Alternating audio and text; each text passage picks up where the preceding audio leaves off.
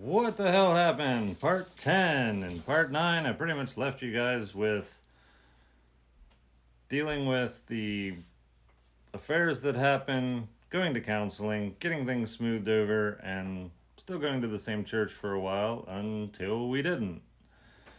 So, basically, we were going to this church. Everything was great. Really, loving to help the community and getting involved and all kinds of stuff. And eventually, I feel like churches sometimes just have like their favorite couples, and they love when new people come in and they're just really ambitious, and that's what we were. Like, that's what Delilah and I were. Just real gung-ho and wanting to be involved and help people and learn, and the whole like affairs thing, relationship issues, just totally like stalled everything. And then the final straw was the preacher. Nice guy. Couldn't ask for a nicer guy.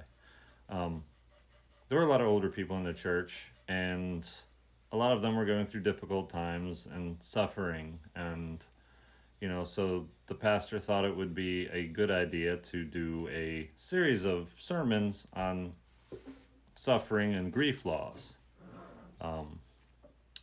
That's cool. 9 months. 9 months. Every single freaking sermon was grief loss, suffering, pain, cancer. Like, it was just, none of it was relevant to my life at all whatsoever. And so he started into this about 4 weeks in. I'm like, I'm done. This is just too much. And I've got way too many characters entering and re-entering the storyline at this point. So you're just going to have to bear with me, because I'm going to struggle keeping it all together. So I'm still living in the same house. I'm self-employed. The business is going better. And Jezebel moves in. If you remember all the way back to the beginning of this series, Jezebel is my sister, and we had talked about, she was all over the place in her career. She really didn't have one. She was going to be a teacher, and I'm not sure what happened. Doesn't really matter. She had no real career path. She never lived on her own. She was in her mid-20s. Either living at school or living at home with parents.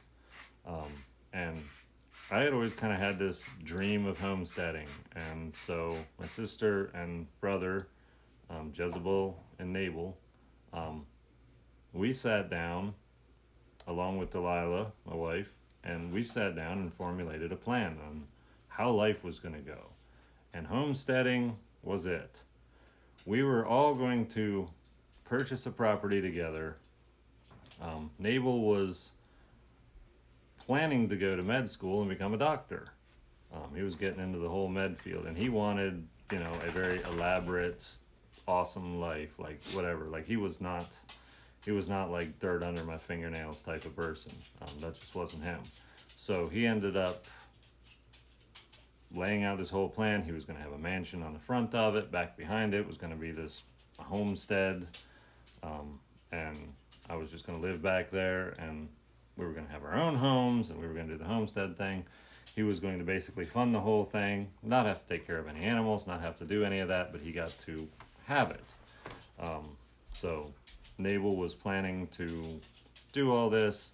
He was a single guy going through school. And again, I have to reiterate that my parents joined the Mennonites when I was 16, and my siblings were Mennonites, but they joined it at a younger age and far more committed to being Mennonites than I was. I don't really care what they were, it didn't matter to me. Jezebel ends up moving in with Delilah and I. We're still in this house, we're renovating it. It's mostly done being renovated.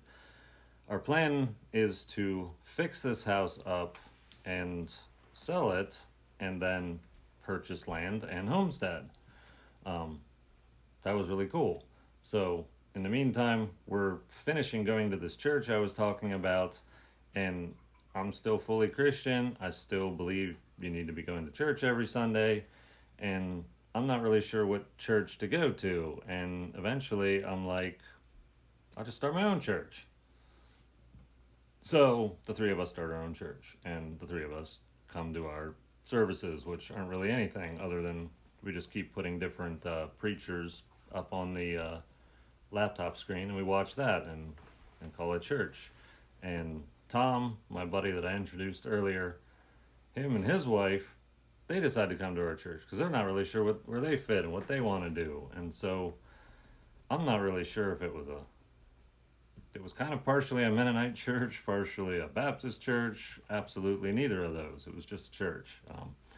We got together, did the whole rehearsed church thing. There was no preacher. Like I was not preaching anything. I did sit down, and we eventually kind of figured out that everybody comes up with part of the church service. And so we sit down and we, the week before, we come up with everything we need to go over, whatever topics, and we go for it. One of the things about doing your own church is, well, you don't just sit down in the pew and see what the pastor has to say. So I'm going through the Bible, I'm studying, I'm reading, I'm trying to come up with stuff, just trying to learn. That's what you're supposed to do, and there's absolutely nothing wrong with learning. And so I'm going through, I'm watching other teachers on the internet, I'm going all over the place, and I find this one guy on the internet, and he's talking about how he does his church service on Saturday, and everyone else does it on Sunday. And he's talking about switching work and with the other guy so he can take Saturday off. And he's like, I don't work on Saturday at all. And he's like, it's the Sabbath. And I'm like, well, the Sabbath is done away with. We have the Lord's Day now, which is Sunday. And I'm going through all this like theological stuff, and I'm arguing with him as he's on his live video on Facebook, and I'm just typing back and forth with him, and he's like, hey, you do you, whatever, if that's what you believe, that's cool. Like, he's like, I'm not here to change your mind or anything, and I'm like, no, you're wrong, and I'm going to change your mind. So after that's over, he's not going to come back on for like another week, or I don't know, I think he came on every couple days. Anyway, I go, and what you're supposed to do when somebody gives you information is you're supposed to go look at the source, in this case the Bible, and find out what it really says. I didn't do that. I went to Google and I started typing in, when did the Sabbath turn into Sunday? And I'm typing this in everywhere, and I'm looking at all the arguments for how Sunday's the new day and Saturday, was the day, and it was for just the Israelites and all this stuff. And every time I find an article and start reading why, I'm like, this article's poorly written. These people disprove their own point in their very article. Like, who is writing these? I just needed a single Bible verse to be saying that Sunday is now the day. But they kept saying, well, it's because, Jesus rose on Sunday. And it's like, that's not a reason. That just means he rose on Sunday. Like, and the math didn't work out from 3 days and 3 nights to Friday, Saturday, Sunday. That wasn't working out. It just, nothing was making sense, and I kept trying to make it make sense so I could go argue with this guy. And I went over there to argue with the guy, and I'm like, yeah, I got nothing. What is it you were saying? Because I want to know what you were saying. So and he pretty much is like, yeah, that happened to me too. I'm like, cool. And so I talk to my wife and my sister, and I'm just like, guys, what about this? And I figured they'd just balk at me and just be done with it all. And 3 days later, they're like, yeah, that makes sense. Like, we tried to figure it out and we couldn't either. And I'm like, really? Okay.